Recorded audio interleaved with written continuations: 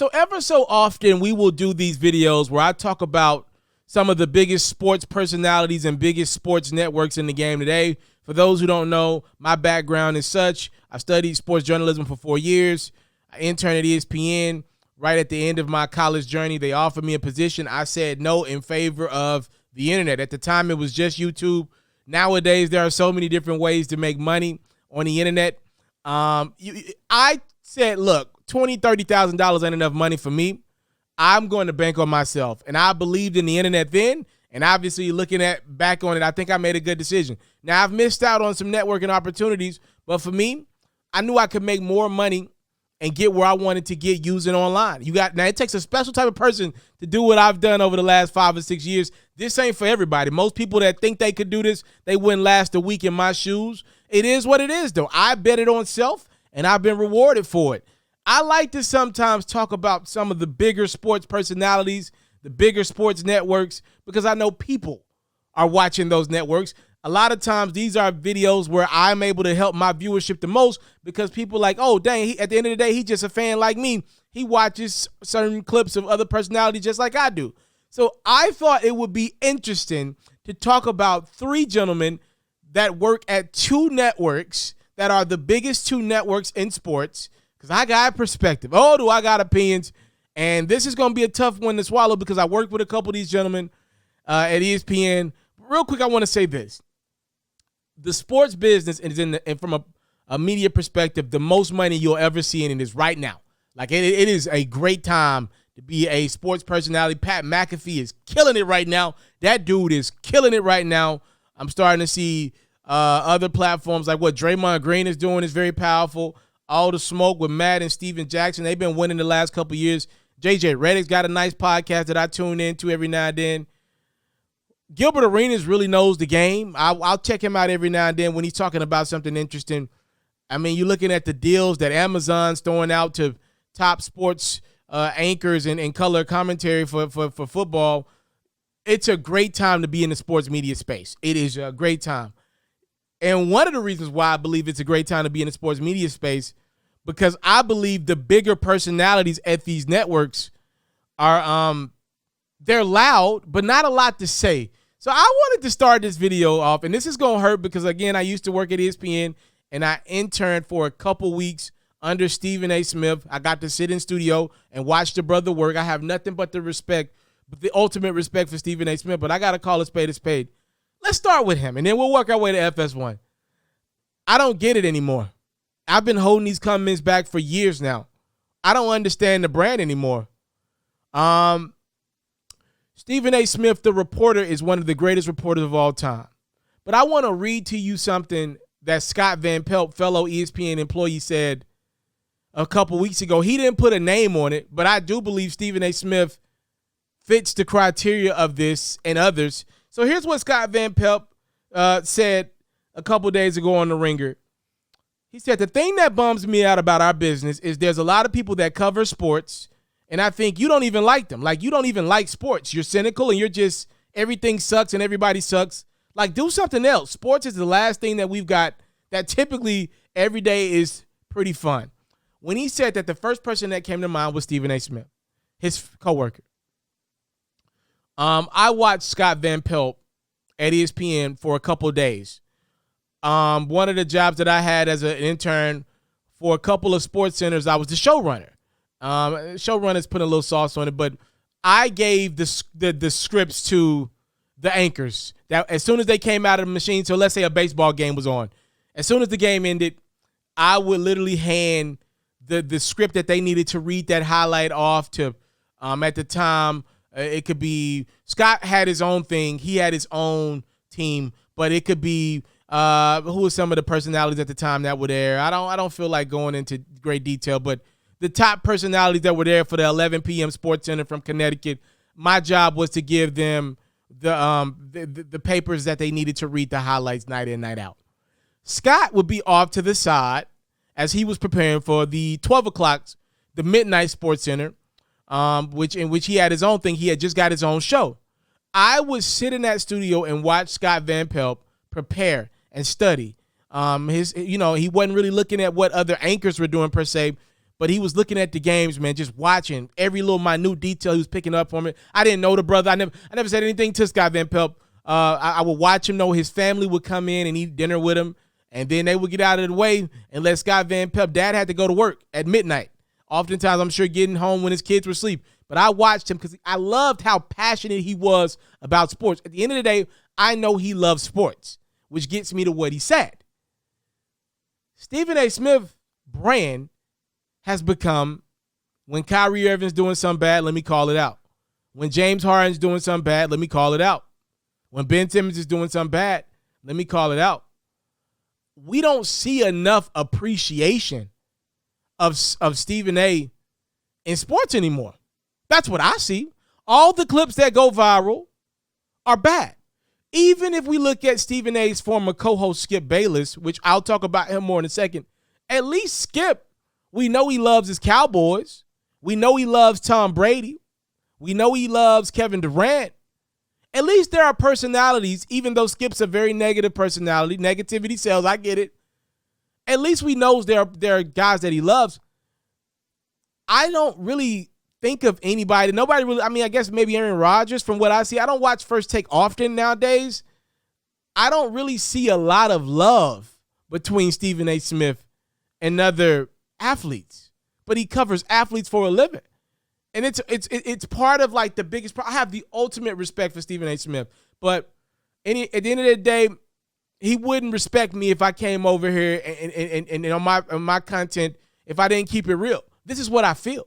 I don't think the content has been great since Skip left. One of the things that we've learned since Skip left First Take is that Stephen A.'s brand was literally tied to Skip Bayless. Like, he's been struggling to find his way. Obviously, he's making a crap ton of money. He's clearly ESPN's top dog. They put him in different spots. The Countdown show, he's got his own thing on ESPN Plus. Like, they've moved him around. Like, be clear about that. It's his show. But I haven't really seen him just find a role where I say, that's a spot where Stephen A. is killing it right now. I haven't seen it in years. Again, I look at Stephen A. Smith as one of the greatest NBA reporters of all time. But he ain't reporting much at all anymore. For the most part, he's just a debater and then moved around in other spots where ESPN needs him. Again, he makes a lot of money to do these things, so let me not say just. But the point I'm trying to make is I'm happy for the brother and the money he makes, but from the job standpoint, it ain't great no more to me. The content's just, I'm Stephen A. You're coming for me, the personality, versus Stephen A., the guy that's going to go back at Skip Bayless with great, dialogue and smart points. I don't hear that much anymore. Still a sharp brother. I just don't see the sharpness that he used to display with Skip Bayless, and I think part of that is trying to find a co-host. If you look at some of the guys that have worked with Stephen A. over the last couple years, Michael Irvin, that's all celebrity-based. Tim Tebow, Russo, all these are guys that Stephen A. can have yelling matches with for entertainment, not necessarily guys that will have great debates with Stephen A. Look at some of the people that have not worked. Max Kellerman got the boot. Stephen A. admitted that it was partially because he didn't like the fit. Though J.J. Redick is doing a good job to me on ESPN, the chemistry ain't great between him and Stephen A. just yet. It might get there, but not just yet. I'm confused with the brand Stephen A. Smith, and it's been that way for years. Now let's go over to FS1. Skip's Bayless, Stephen A.'s former sidekick on ESPN. Again, looking back at that Scott Van Pelt quote, one of the things that bothers me with the sports landscape today is not enough appreciation for athletes and what they do for a living. That bothers me. Skip Bayless will go down as the most iconic debater of all time. I think Shannon Sharp often calls him the grandfather of debate television. He deserves that title. He's definitely the one that's monetized it, and for good or for bad, changed sports the way we consume it oftentimes. But I got to call a spade a spade. We could see more positivity from Skip, more appreciation for the athletes. We know he loves his Cowboys. We know he loves Tom Brady, but damn, there's more to sports media than just those two gentlemen. I'm not saying that he has to stop being critical of LeBron James. Sometimes he makes good points about LeBron every now and then. But I'm watching this dude on Twitter tweet at LeBron commercials. Like he's tweeting at LeBron on Twitter as if LeBron reads his tweets. Like it's ridiculous. His whole social media brand is LeBron. all his tweets are LeBron related. LeBron ain't even been in the playoffs. Like, that's kind of nasty. It's kind of nasty to see a guy so attached to one athlete. And if LeBron were to retire tomorrow, that show Undisputed would fall off a cliff. It would. I don't give a damn how good the Dallas Cowboys would be. A big portion of that show is LeBron James catered content. So yes, during football season, they might be all right. But once the clock hits January, because my Cowboys are never in the playoffs past January, that show would fall off a cliff from a rating standpoint, in large part because Skip and Shannon have attached themselves to LeBron too much. I mean, they're just looking for LeBron topics at this point. That's kind of nasty to me. If LeBron gets a haircut, does this haircut symbolize LeBron James leaving LA? That's a little much for me. You're reaching. You're reaching. And I think Skip could do a better job at that. Skip Bayless was a gentleman that told me on my last day at ESPN, I was in the bathroom with him as he was putting his makeup on for First Take. He told me, and keep in mind, I did not know that Skip was about to leave ESPN and go to FS1. I had no idea. I wasn't a friend of his, obviously. I was just an intern. But he told me, yo, I don't get stuck at ESPN. You know, he told me that straight up and down. He said, go live your dreams. He said, you should be on front of the camera, not behind it. Don't get stuck here. And I'll take that advice with me for the rest of my life. I appreciate that, brother, for that advice. But I got to call a spade, kind of going back to what Scott Van Pelt was saying. I need to see more appreciation from the top sports personalities. I need to see sports personalities admitting when they're wrong more. One of the things that I always respect is from the gentleman that comes on after Undisputed, Skip Show, which is Colin Cowherd. Say what you want about Colin Cowherd, but every week he gets on that show and does where Colin was right and where Colin was wrong. And I got a Pharaoh told you so and Pharaoh told you wrong segment that I'm about to push because I do think it's important for sports media personalities to admit when they are wrong. I don't see enough Skip Bayless admitting when he was wrong. He's taking that Undisputed word, the name of the show, too far. Which brings me to the last person at FS1 that I would like to give a couple minutes of my time. And to me, the most egregious, because if nothing else, I can say this about Skip Bayless. At least the brother does his homework and is well-researched for his job against Shannon Sharpe every day on their program. Rob Parker does a radio show with Chris Broussard, which I don't watch live, but I do every now and then check out the clips on YouTube of. And Rob Parker, a guy that I have never met, I think I tweeted at him a couple times and asked him to check out my resume. And I think he tweeted back at me, if I'm not mistaken, many, many years ago. Rob Parker is awful right now. He is awful. I wish I had. He is awful. And I know I'm not the only one that thinks that. I believe his co-host, Chris Broussard, thinks it. One of the most disrespectful and telling things a person can do to you is when you start talking, they'll cut you off. If you watch The Odd Couple, the next time watch it and look at the minutes distribution of when these gentlemen talk. It'll be Chris Broussard introduce a topic, and then it'll be Chris Broussard give his perspective. Rob Parker will talk for like 20 seconds, and then Chris Broussard will interrupt him and give his opinion again. Chris Broussard doesn't respect Rob Parker's opinion. That's why he cuts him off and doesn't let him talk. And then Chris acts like Rob cuts him off all the time. That's not the case. And you know it's because Chris doesn't respect Rob, because when Chris is on his morning show, First Things First, he don't cut Nick right off like that. When Nick want to talk, Nick shut everybody up. So clearly this is a Chris and Rob thing. I'm not saying that they don't get along. I'm just saying Chris doesn't respect Rob's opinion. And I got to give Chris a little bit of a back in here. Rob ain't saying nothing. Rob is awful. Rob has turned into the old man that's screaming, get off my lawn. No analytical breakdowns, no facts to conversations, just random weird opinions that oftentimes don't make sense. Kevin Durant can do no wrong in his eyes. Athletes not named Kevin Durant can do no right in his eyes.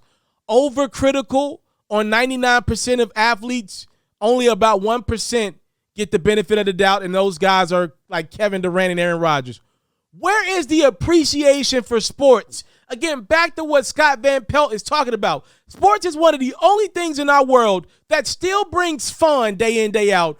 And gentlemen like Stephen A. Smith, Skip Bayless, and Rob Parker seem to have forgotten what they do for a living. There's no appreciation for the game. Like, show me something. If nothing else, y'all can say this about me. Every night during the NBA season, I do highlights. And if I get on this platform and never say a good word about athletes, at least y'all can say he does highlights night in, night out. That literally the only goal of it is to give y'all what happened night to night in the NBA from a highlight perspective in case you missed the games. That's only showing love to the athletes. That's showing you the stats that they had. That's telling you who had the best game. That's telling you who had the worst game. It's literally nothing but appreciation to the athletes and their crafts. I do that every night of the season, postseason included, preseason included. I do it every game. Every game. Every night of the season. Every game is on my channel from the last 2 seasons. And I love it. And to me, I have to do it. Because I owe everything to these athletes that go out and do what I couldn't do. If I were good enough, I'd be in the NBA right now, not talking about the NBA. I wasn't good enough. I know how bad it is to look. I'm appreciative of what they do. I know how bad I was at basketball.